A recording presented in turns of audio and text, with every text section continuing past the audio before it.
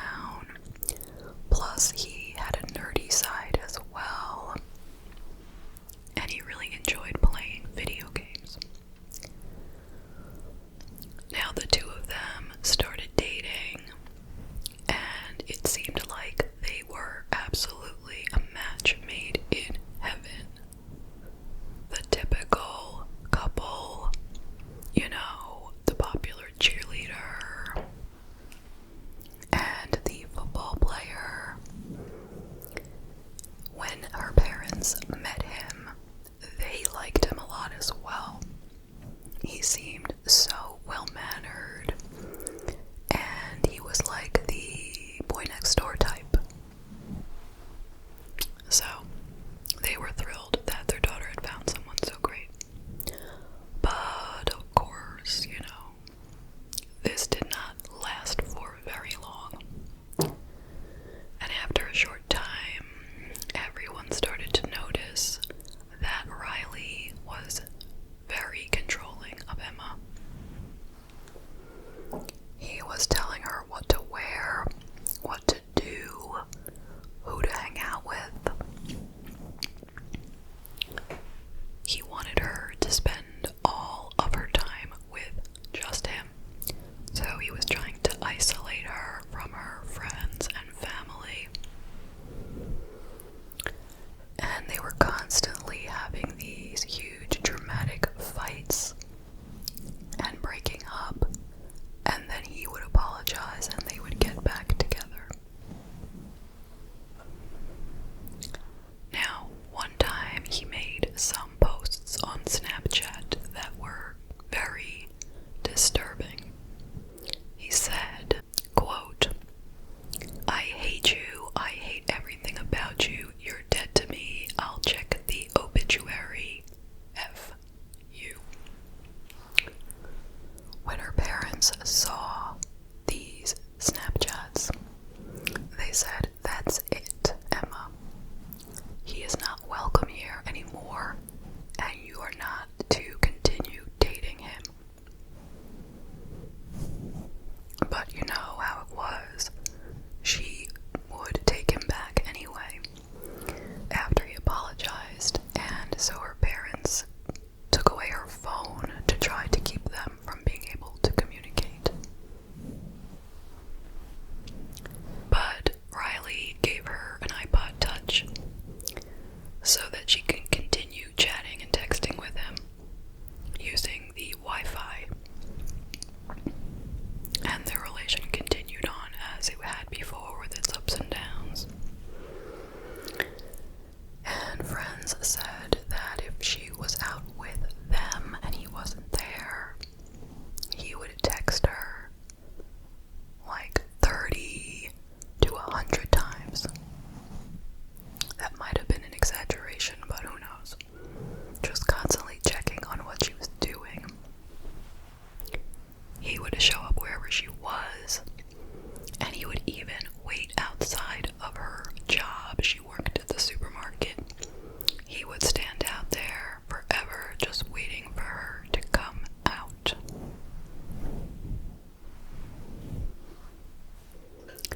Now, by the fall of 2016, they were still dating, but he had started college nearby, and she was a junior in high school at this point. And her parents, they were still trying to get this relationship to end. And they grounded her. They said, "You can only go to school and to work, that's it." And for whatever reason, something clicked, and she decided that they were done permanently. So she dumped him. It was around Halloween time of 2016. And he did not take this well, as you can imagine. He would not accept it. One thing he did was he attempted to take his own life. He swallowed a whole bunch of Vicodin with alcohol. But he lived. His friends were aware of it, though.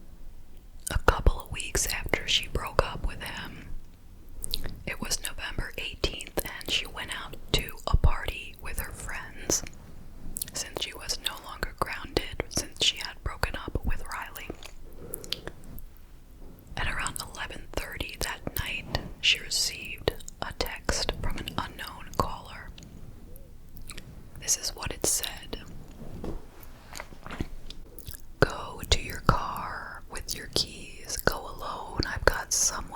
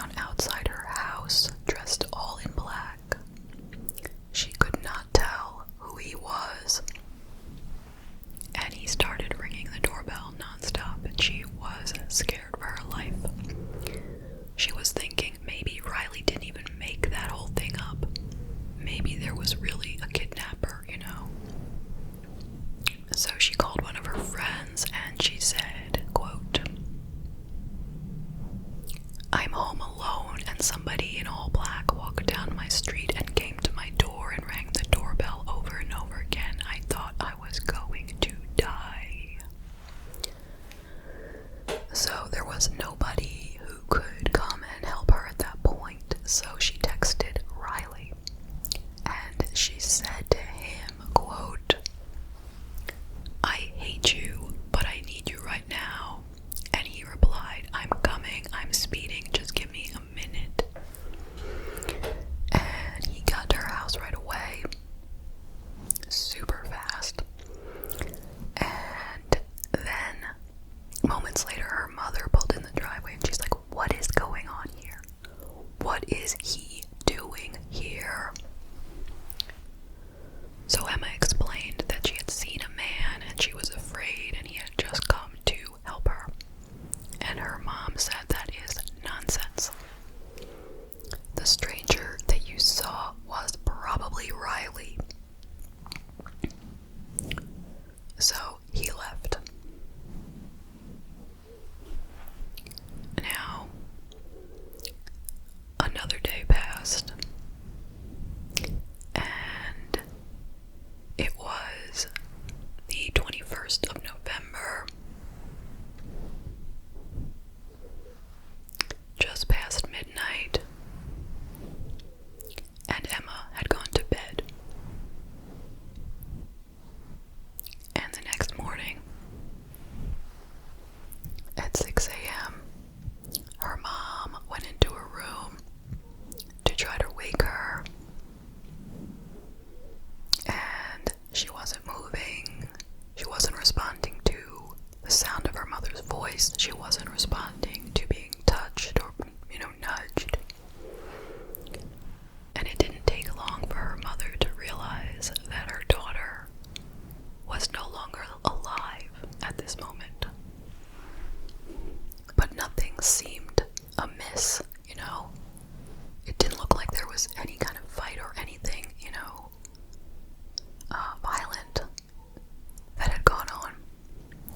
Now, of course, her mother was in a complete state of panic, shock, fright, every horrible emotion you could ever imagine in your wildest nightmare.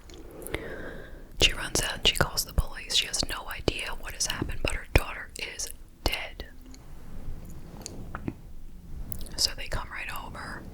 They come in the room. Just as she said, there's nothing that looks too weird until they get closer. I mean, at first they're thinking she must have OD'd or something, right? Until they get closer to the bed and they see a little hole in the wall. It's a bullet hole. And then they move the pillow a little bit. And there's a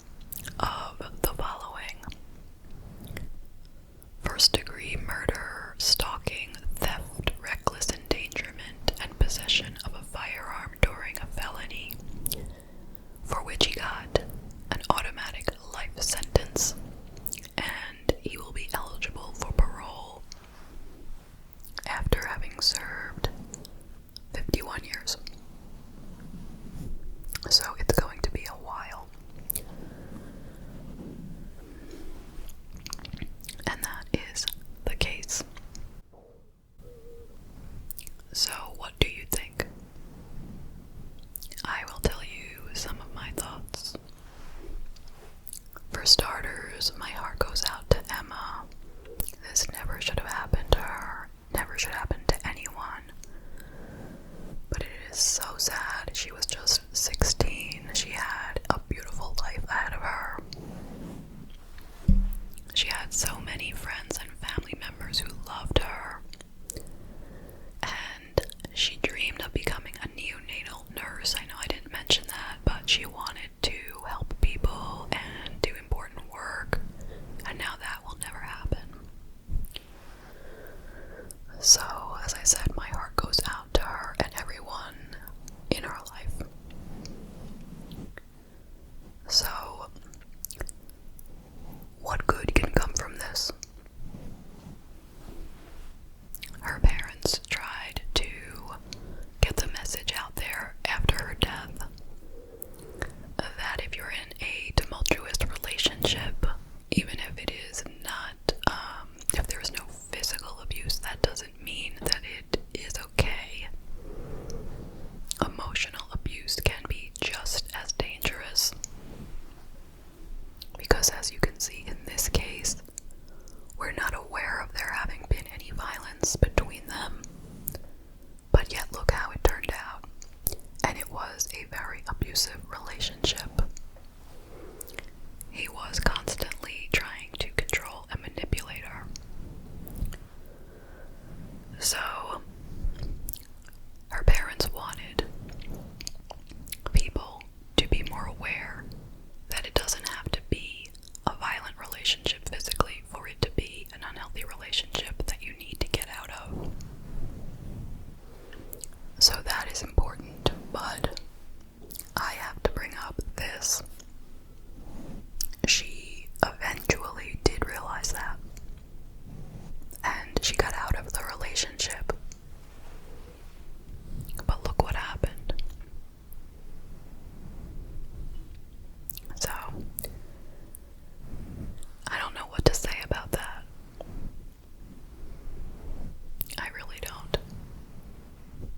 It would be good if there were a way to know before you get into a relationship, if you could know that the person was going to be the type to try to control and manipulate you,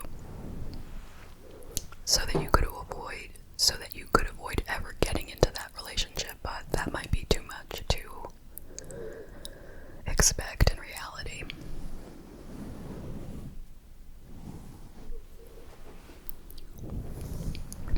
I find it so scary that somebody can come up to your bedroom wall, the outside wall, and shoot you right through the wall.